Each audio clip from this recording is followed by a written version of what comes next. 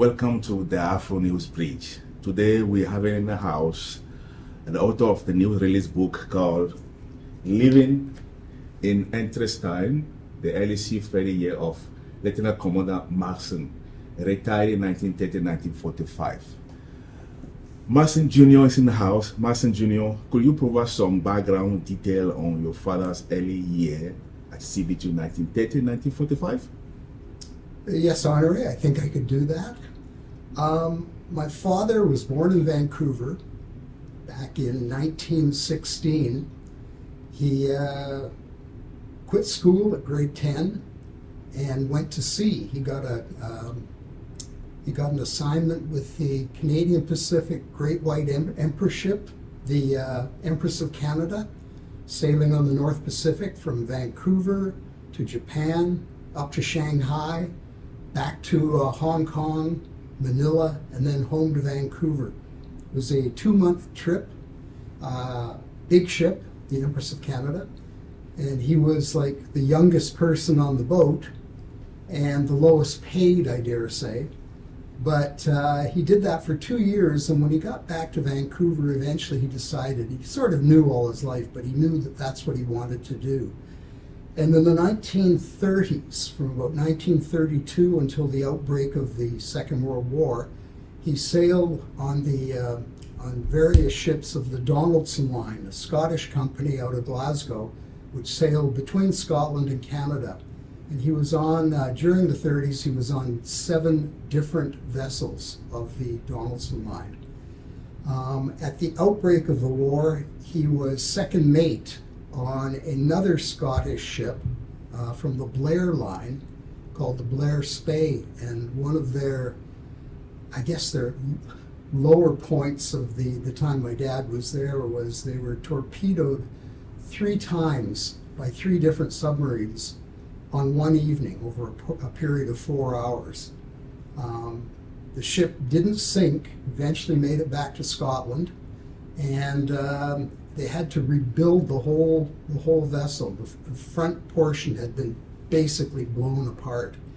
After a year in Glasgow, she was refitted and sailed again until 1967, which is quite a remarkable event, I think. After the Blair Spey event with the torpedoings, I think my dad thought it was better to give than to receive, and he joined up in the Royal Canadian Navy. This would have been in 1941, beginning of 1941, and he sailed for the rest of the war in the Navy. He started out as a navigator aboard a Canadian corvette called the Spikenard, which was sunk about 6 months after he left it. And they had a loss of something like, out of 63 crew, they lost 56 people. So he was lucky not to be there, I think. He then went to 2 four-stack destroyers, the St. Clair and the Hamilton, and served again as navigator doing North Atlantic corvette, was doing North Atlantic escort duty. And at the end of 1943, he got his first command, which was a Canadian minesweeper called the Blairmore. And the Blairmore was assigned to the 31st Canadian Minesweeping Squadron, which ended up at D-Day on Omaha Beach. They were the first vessels that went in to sweep the mines for the American troops to come behind. He stayed with the Blairmore until the end of the war and another 5 months after, because they had to do minesweeping that didn't go away. You know, the mines didn't automatically stop. So he was one of the last 4 Canadian ships back to Halifax after the war. Why did you choose to write your father memoir? Well, there's a good question. You've heard the old saying, if I knew then what I know now, I probably never would have done it. But basically, I was during the 70s and 80s, my father, who was an inveterate diarist, he kept all kinds of notes and stories and so on. He wanted to put together some kind of a, not a memoir, but just a diary telling of his events during this period from when he first went to sea in 1930 until the war, which ended in 1945. He wanted to do it so he would give the kids, my two sisters and I, a record of what he had done during the war, basically. So he died in 2000, and the document that he had prepared was in pretty rough shape, and it ended up in my sister's storage locker in Bellingham, Washington, and didn't see the light of day again, I don't believe, until about 2010, where my sister and brother-in-law came across it once more. And they decided that it really was a fairly important historical document, just because of where he had been and what he had done during that period. And so my two sisters ganged up on me, and they voluntold me, said, "You've got to write the book, you've got to finish it." So I kind of got coerced into it. And when I said, if I knew then what I know now, it took me 13 years to complete it. And we finished it about a year and a half ago. And my friend Honore here was my publisher, and we put it together, and that was sort of why we did it, was because it was a worthwhile story and it was a reflection of Canadian history.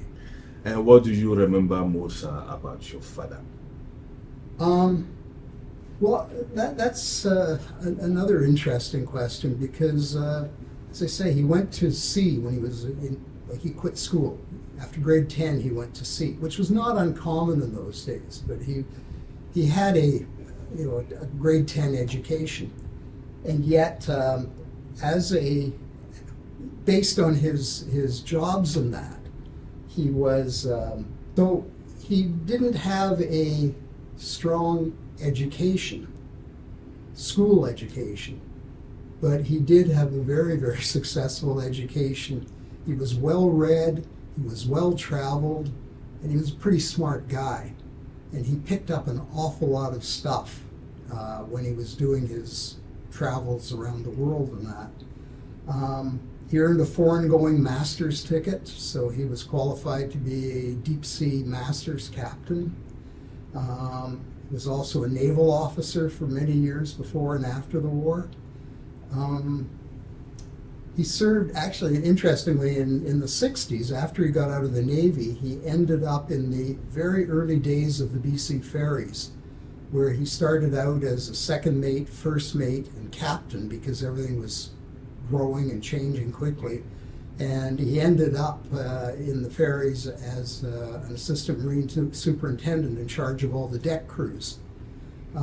He always says that when he joined the ferries, he says there were 7 people to do one job. And he kind of, over time, it switched around. He says when he retired or left the ferries a few years later to go back to sea in the Canadian Hydrographic Service, he said there were then 7 people to do one job. It had become a very large bureaucracy, so he moved on. And he retired after 50 years at sea. He retired from the Canadian Hydrographic Service as a master mariner again. So that, I mean, his naval and merchant marine career were interesting features in themselves. But I think the one thing that really struck me was he, based on presumably what he learned and what he experienced while at sea, if ever there was an emergency or a situation that was starting to heat up or that, he always managed to stay as cool as a cucumber. Never ever lost his temper, always kept his focus. And to me, I think that was probably his single most important characteristic. And perhaps his single greatest gift as well, was that ability to keep control in situations. As a surviving British Martian Marine officer and Royal Canadian Navy officer, did he ever talk about the war? Well, he was a pretty low-key fellow, actually. And he never ever bragged about his events or what he did or that. So he didn't talk a great deal about his time at sea, per se. However, if you asked him, he was only too happy to sit down and take as long as you wanted to hear what he had to say. And he had a lot of stories. You hear stories about many people whose fathers came back from the war and they were so traumatized by it that they didn't like to talk about it. He was proud of what he did, and he enjoyed the people. I'm not sure he enjoyed being torpedoed, but he did enjoy the challenge, and he also was pretty. He was a good storyteller.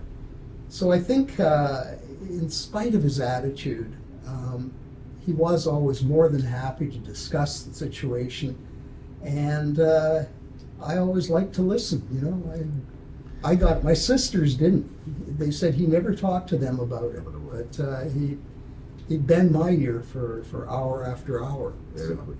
And what would you like to see people take away from the book? Well, you know, I was thinking last night on that question, and do you know the great American newscaster Tom Brokaw? Yeah. Who some years ago, after I guess he was perhaps retired or near the end of his career, he wrote a book called The Greatest Generation. And it was, obviously, he was from an American point of view, but it went into the details of how the U.S., took on the challenge of coming into the war and helping to win the war. They came in late, but we'd probably still be at it if they weren't there. Yeah. What people don't realize necessarily is that the Canadians they joined in the war to come to the aid of the Brits. The Brits declared war in Germany on the 3rd of September 1939, and the Canadians were full-blown partners a week later. And the Canadian Navy, for example, at the end of the war, it was the third largest Navy in the world in terms of the number of ships that they had, after the Brits and the Americans. So they made an enormous contribution to winning the war. And I think, in spite of his low-key attitude, he really was proud of what he did. He enjoyed his colleagues. I wouldn't say he loved the war, but he felt that he was accomplishing something, and it was something he enjoyed doing. It was just an exciting time and something that he was never ashamed of. So. I'm gonna say, I think the British entered the war, declared the war in 3rd September 1943. No, they were 1940. I made a mistake. Okay. In my What would you like to see the legacy of the book to be remembered? Currently, honoring our marketing strategy has focused on selling the book to local libraries, museums, bookstores, and similar low-volume kinds of sales opportunities. So we haven't really got the word out there as much as we would necessarily like. But we both believe that the best indicator of long-term success in the marketing of the book would be reflected through the promotion of the story, either through TV or a documentary series, or perhaps even a made-for-TV movie, something like Tom Hanks. Our hero Tom Hanks recently prepared a wartime documentary. It was actually How would you like to see the legacy of the book to be remembered? Well, currently, Honore and I, our marketing strategy for the book is focused on selling it to local libraries, museums, bookstores, and similar low-volume sales opportunities. We haven't really gotten into a larger mass media type of promotion of it. We've tried a couple of times without too much success, but we're working on it. And we believe collectively that that's the best way to get the word out there,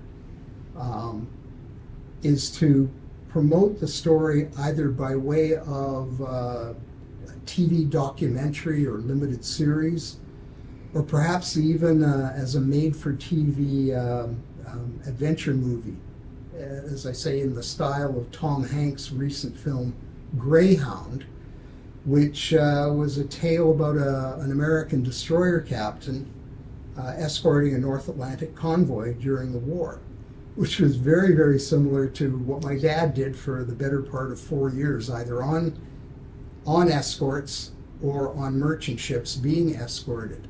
And if we could do that, if we get it, something like a Netflix or on CBC or as a documentary, that to me would be the best way to represent the legacy. And we keep trying, and we'll see how it goes. But that's it. And where can people get the book or post-out the book? Well, right now it's available on Amazon.ca or Amazon.com. And if you put it under the heading, if you look it up, put it as Living in Interesting Times, Lieutenant Commander J.C. Marston, RCN retired, 1930 to 1945. If you call that up on your browser, it will go to either Amazon.ca or Amazon.com. And you can buy it there for, last I heard, or last I saw, it was $25 per book. Well, I have picked up some very interesting part of the chapter of the book, and I would love you to read that for us, especially this part, because your dad was so happy. If you have been kind enough to help us, I'll read that to have a taste of the book. See. Well, thanks very much for that, Andre. He caught me off guard. I didn't know last night that I was going to be doing this, so we'll see how it goes. So the passage is dealing with the Queen and the Queen Mother in Glasgow before the war. So here we go. This is my dad speaking. My service in Gracia, which was a Donaldson Line ship that he had served on. My service in Gracia was a pleasant time, filled with many happy memories. However, all good things must come to an end, and in September of 1938, I left the ship to study for my first mate's certificate. Just prior to doing so, however, the ship received 4 tickets to watch the launch of the RMS, the Royal Mail ship Queen Elizabeth, at John Brown's shipyard in Glasgow. As one of my final duties aboard Gracia, and with 3 apprentices in tow, on 27 September 1938, we headed off to Clydebank to witness the big event. By the time we arrived at the yard, there was already assembled a mass of humanity. We had no idea where we were supposed to go, but noticed an open area close to the ship. The space had been roped off, but as no one was occupying it, we decided this would be as good a spot as any. Sure it would. In retrospect, I have no idea why nobody chased us away, but they didn't, and after a short wait, we observed a black Daimler driving up. The car stopped a few to roped off, but as no one was occupying it, we decided this would be as good a spot as any. In retrospect, I have no idea why nobody chased us away, but they didn't, and after a short wait, we observed a black Daimler driving up. The car stopped a few feet away from us, and out stepped the Queen Mother and her 2 daughters, Princesses Elizabeth and Margaret. The Queen was there to sponsor and name the ship. It was a truly memorable experience, and still no one told us to move. As such, we had a great view of both the Royals and the historic launch of one of the most iconic vessels of all time. That's fun. And just as a closing remark here, if anybody wants a copy of the book through Honore, through my friend and publisher Honore, give him a call at the Afro News, and we will get you an autographed copy of the book, and we'll send it out to you.